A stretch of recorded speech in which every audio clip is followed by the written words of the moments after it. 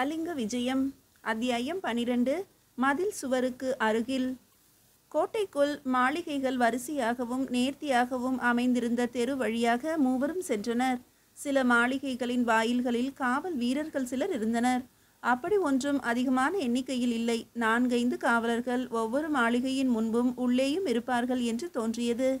ஒரு மாளிகையின் முன்னால் இருந்த காவலனிடம் பொருட்களை காண்பித்து உள்ளே சென்றான் நீலவண்ணன். கருணாகரனும் வீரதேவனும் வெளியிலேயே நின்றிருக்க சிறிது நேரத்தில் பொருட்களை கொடுத்து விட்டு வந்தான் நீலவண்ணன். இப்படியே மேலும் 2 தெருக்களை கடந்து அரண்மனை இருக்கும் வீதிக்கு வந்தனர். அனந்தவர்மனின் அரண்மனை மிக பெரியதாக இருந்தது. அத்தெருவில் வேறு எந்த மாளிகையும் வீடும் இல்லாமல் தனியாக இருந்தது. வெளியிலிருந்து பார்க்கும்போது பிரம்மாண்டமாய் தெரிந்தாலும் சோழர்களின் அரண்மனை அளவு பெரியதாக இருக்க முடியாது என்று எண்ணிய கருணாகரன் அரண்மனை காவலர்களிடம் கவனம் செலுத்தினான். அரண்மனையின் முகப்பில் 20 காவலர்கள் இருந்தனர். குதிரையில் அமர்ந்து தெருவின் இருமருங்கும் காவல் புரிவோரும் இருந்தனர். அரண்மனையில் மன்னன் இல்லாதிருந்த போதும் கட்டுக்காவலுக்கு ஒன்றும் குறைவில்லை என்பது போல தோன்றியது. கருணாகரன் மெல்லிய குரலில் இத்தெருவில் செல்ல வேண்டாம் என்றும் சிறைச்சாலை இருக்கும் இடத்திற்கு செல்லலாம் என்றும் தெரிவிக்க நீலவண்ணன் அவர்கள் இருவரையும் அழைத்து கொண்டு வேறு ஒரு திசையில் நடந்தான். பகலில் நல்ல வெயில் கொளுத்தியது. சிறைச்சாலை இருக்கும் வீதியில் பக்கத்திற்கு 2 மாளிகைகள் இருந்தன. நடுவில் கடை கோடியில் சிறைச்சாலை அமைக்கப்பட்டிருந்தது. காவலர்களும் சிறைச்சாலைக்கு முன்புறத்தில் இருந்தனர். இங்கும் அரண்மனையில் இருப்பது போல 20 போர் வீரர்கள் கைகளில் நீண்ட ஈட்டியுடன் காணப்பட்டனர். ஒவ்வொருவரும் நீண்ட உடைவாளை இடையில் தொங்கவிட்டபடி இருந்தனர். நீலவண்ணனும் கருணாகரனும் வீரதேவனும் அத்தெருவில் நுழைந்த உடனேயே குதிரை வீரர்கள் விரைந்து அவர்களிடம் வந்தனர். நீலவண்ணன் காவலனிடம், ஐயா, இங்கு சிறை அதிகாரிக்கு இப்பொருட்களை விற்பனை செய்வதற்கு வந்துள்ளேன் என்று பணிவுடன் கூறினான். காவலாளி நீலவண்ணனை மட்டும் சிறை அதிகாரியின் வீட்டிற்கு அனுமதி அளித்து மற்ற இருவரையும் தெருவின் முனையிலேயே இருக்குமாறு கூறிவிட்டான். நீலவண்ணன் இப்பகுதிக்கு அவ்வப்போது வந்து செல்வதால் அவன் மட்டும் உரிமையோடு சிறை அதிகாரியின் வீட்டிற்குள் சென்றான். தெருமுனையில் நின்றிருந்த கருணாகரன் இரு பக்கமும் நன்றாக பார்த்தான். அத்தெருவில் மரங்கள் என்பதே இல்லை. அப்படியே வளர்ந்தால் கூட விட்டு வைக்க மாட்டார்கள் என்று தோன்றியது. சிறைச்சாலை இருக்கும் மாளிகையின் நீள அகலத்தை கவனித்து மனதிற்குள்ளேயே கணக்கிட்டு கொண்டான். எப்படியும் 100 அடி அகலமாவது இருக்கும். நீளம் 400 அளவுக்கு குறையாமல் இருக்கும் போல இருந்தது. அந்த மாளிகைக்கு பின்புறம் இடைவெளி. அதற்கு அப்பால் கோட்டையின் மதில் சுவர் தெரிந்தது. அப்படி என்றால் மதில் சுவர் ஒட்டி இருக்கும் சிறைச்சாலை என்பது புரிந்தது. மதில் சுவருக்கும் சிறைச்சாலைக்கும் எவ்வளவு தூரம் இடைவெளி இருக்கும் என்று யோசித்தான். சிறைச்சாலையின் பின்புறமும் பார்க்க வேண்டும் என்று தோன்றியது. எதற்கும் நீலவண்ணனின் யோசனையை கேட்கலாம் என்று எண்ணினான். சில நாழிகைகள் சென்ற பின்னர் நீலவண்ணன் திரும்பி வந்தான். அவன் கொண்டு வந்த மூட்டைகளை கருணாகரன் தலையிலும் வீரதேவன் தலையிலும் ஏற்றி வைத்துவிட்டு அந்த தெருவை விட்டு வெளியேறினர். சிறிது தூரம் கடந்த பிறகு மெல்லிய குரலில் கருணாகரன், நீலவண்ணரே, சிறைச்சாலையின் பின்புற பகுதிக்கு செல்ல வழி உள்ளதா என்றான். தூரமாய் இருந்து பார்க்கலாம், அதற்கு ஒரு வழி இருக்கிறது, ஆனால் அருகில் நெருங்க வேண்டாம் என்று பதிலளித்த நீலவண்ணன் வேறு ஒரு சந்தின் வழியாக இருவரையும் அழைத்து சென்றான். அந்த சந்தின் திருப்பத்தில் சிறிது தூரம் நின்ற நீலவண்ணன் கருணாகரனிடம் சிறைச்சாலையின் பின்புற பகுதியை சுட்டிக்காட்டினான். கருணாகரன் சிறைச்சாலை பின்புற பகுதியை கண்களால் அளந்தான். சிறைச்சாலைக்கும் மதில் சுவருக்கும் 200 அடிகளுக்கும் மேல் திறந்த வெளி இருந்தது. நடுவில் மரங்கள் எதுவும் இல்லை. பின்புறமும் குதிரைகளில் சில வீரர்கள் காவல் பணியில் ஈடுபட்டிருந்தது தெரிந்தது. மேலும் கூர்ந்து பார்க்கும்போது சிறைச்சாலையின் பின்புறம் நீண்ட வாய்க்கால்கள் போல பள்ளம் தோண்டப்பட்டு இருந்தது தெரிந்தது. ஒரு பள்ளம் சிறைச்சாலையின் பின்புறம் இருந்து மதில் சுவர் வரையில் இருப்பதும் மேலும் சில இடங்களில் பாதி அளவு பள்ளங்களும் தெரிந்தன. இவற்றை கவனித்த கருணாகரன் நீலவண்ணனிடம் அந்த இடங்களை சுட்டிக்காட்டி, இது என்ன, புதிதாக பள்ளங்கள் தோண்டப்பட்டிருக்கின்றனவே, எதற்காக என்பது தெரிகிறதா என்று கேட்டான். அரசே, நான் இந்த பக்கம் இதுவரை வந்ததில்லை. ஏதோ புதியதாக மாளிகை கட்டுகிறார்களோ அல்லது சிறைச்சாலையை இன்னும் பெரிதாக நீளமாக அமைக்கிறார்களோ தெரியவில்லை என்றான். நீலவண்ணரே, அங்கு காவல் வீரர்கள் குதிரையில் உலவுகிறார்கள். அவர்களிடம் பேச்சு கொடுத்து அறிய முடியுமா என்று பாருங்கள். அல்லது அவர்களுக்கு சந்தேகம் தோன்றாமல் அந்த பள்ளங்களில் ஆழம் எவ்வளவு இருக்கும் என்பதை தெரிந்து கொண்டு வர முடியுமா? முயன்று பார்க்கிறேன் அரசே. அதுவரையில் இத்திசையில் நீங்கள் பார்க்காமல் எதிர் திசையில் இருவரும் நடந்து செல்லுங்கள். சற்று நேரத்தில் நான் வந்து விடுகிறேன் என்று கருணாகரனிடம் கூறிவிட்டு சிறைச்சாலையின் பின்புறம் நோக்கி நடந்தான் நீலவண்ணன். அதற்கு முன்பு ஒரு சிறிய மூட்டையையும் வீரத்தேவனிடமிருந்து பெற்றுக்கொண்டான். குதிரையின் மீது அமர்ந்திருந்த காவலனை அணுகிய நீலவண்ணன் அவனிடம் பணிவாக தன் மூட்டையை பிரித்து அதிலிருந்த வாசனை திரவியங்கள் அடங்கிய சிறிய குடுவையை அளித்து, காவலரே, இந்த வாசனை திரவியங்களை உபயோகித்து பாருங்கள். உங்களுக்கு பிடித்திருந்தால் அடுத்த முறை இங்கு வரும்போது உங்களுக்கு மேலும் வாசனை திரவியங்களை கொடுத்து உரிய விலையை பெற்றுக்கொள்கிறேன் என்று ஒரு தேர்ந்த வியாபாரியைப் போல அவனிடம் பேச்சை தொடங்கினான். அப்படியா? சரி, கொடு பார்க்கலாம்.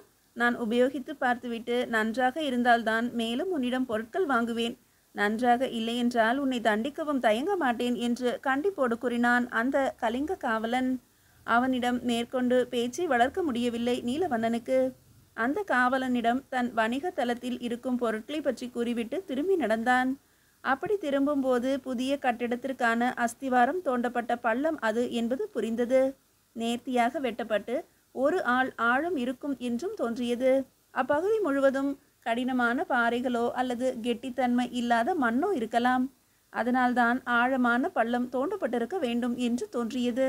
மேலும் இப்படிப்பட்ட பள்ளங்கள் நீளவாக்கிலும் குறுக்குவாட்டிலும் வெட்டப்பட்டு சிறைச்சாலையிலிருந்து பின்புறம் மதில் சுவர் வரை இருந்தன.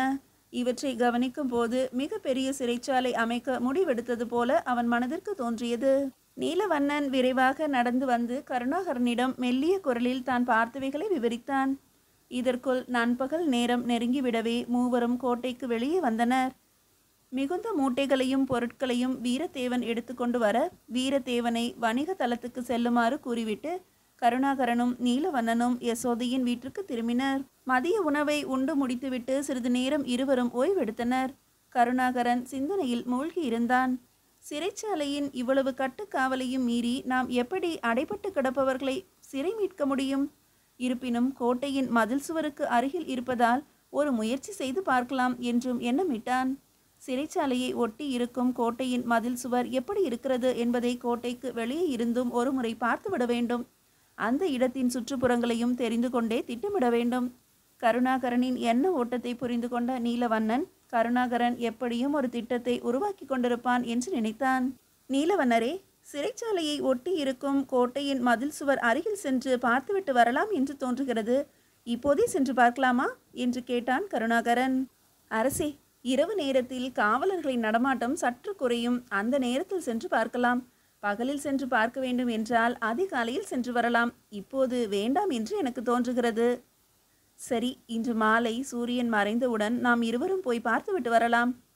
மதிய நேரத்தில் நன்றாக ஓய்வெடுத்த கருணாகரனும் நீலவண்ணனும் இருட்டிய பிறகு மெல்ல யசோதையின் வீட்டிலிருந்து புறப்பட்டனர். தோட்டத்தின் பின்புறமாக ஒரு பாதை இருப்பதாக நீலவண்ணன் தெரிவிக்க ஜன நடமாட்டம் இல்லாத ஒற்றையடி பாதை வழியாகவே புறப்பட்டனர். நன்றாக இருட்டிவிட்டதால் ஆட்களின் நடமாட்டம் தலைநகரில் குறைந்துவிட்டது.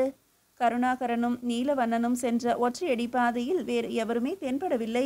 2-3 நாழிகைகள் நடந்து சென்ற போது கோட்டையின் மதில் சுவர் தெரிந்தது. நட்சத்திரங்களின் ஒளியிலும் சந்திரனின் ஒளியிலும் சுற்றுப்புறத்தை பார்த்தவாறே நடந்தனர். அடர்த்தியான காடுகள் இல்லை. இங்கொன்றும் அங்கொன்றுமாக மரங்கள் தெரிந்தன. எல்லாமே குட்டை மரங்கள்தான். முட்புதர்களும் ஆங்காங்கே வளர்ந்து பாதையை மறைத்திருந்தன. போக போக ஒற்றையடி பாதையும் மறைந்து விட்டபடியால் முட்புதர்களை விலக்கி செல்வது மிகவும் கடினமாக இருந்தது.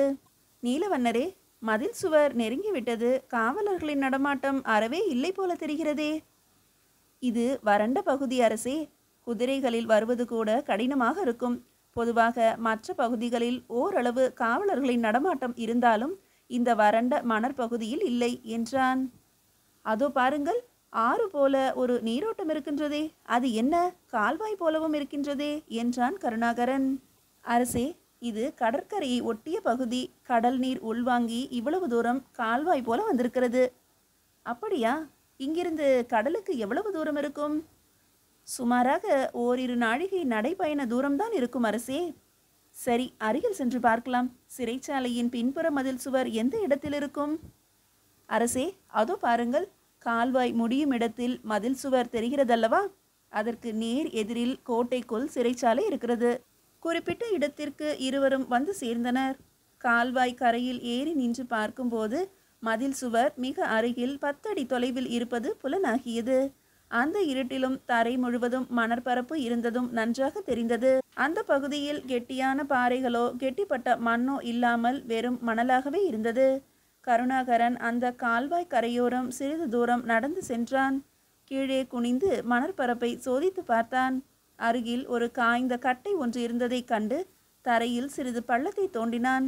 மனதிற்குள் ஓரளவு திருப்திப்பட்டு கொண்டான். நீலவண்ணரே, இந்த கால்வாய் மேட்டிலிருந்து பார்த்தால் கடற்பரப்பு தெரியவில்லை.